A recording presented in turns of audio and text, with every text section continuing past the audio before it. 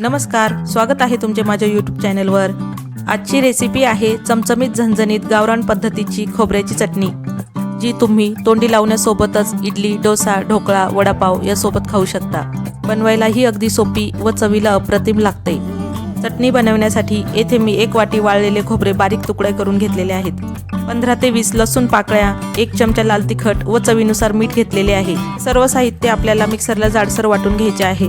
चटणी बारीक करताना तेल किंवा पाण्याचा अजिबात वापर करायचा नाही। फ्रीजच्या बाहेर 2 ते 3 दिवस व फ्रीजमध्ये महिनाभर टिकते। तयार झाली आहे आपली खमंग व चविष्ट खोबऱ्याची चटणी। तुम्ही देखील ही रेसिपी नक्की करून बघा। माझ्या चॅनलवर अशा चविष्ट, खमंग व पौष्टिक रेसिपीज अपलोड केलेल्या आहेत, त्यामुळे चॅनलला एक वेळ अवश्य भेट द्या। पूर्ण रेसिपी पाहण्यासाठी रिलेटेड व्हिडिओ खाली दिलेला आहे, तो नक्की बघा। रेसिपी आवडली असल्यास चॅनलला लाईक, शेअर आणि सबस्क्राईब करायला विसरू नका। भेटूया नवीन रेसिपी सोबत, तोपर्यंत बाय बाय।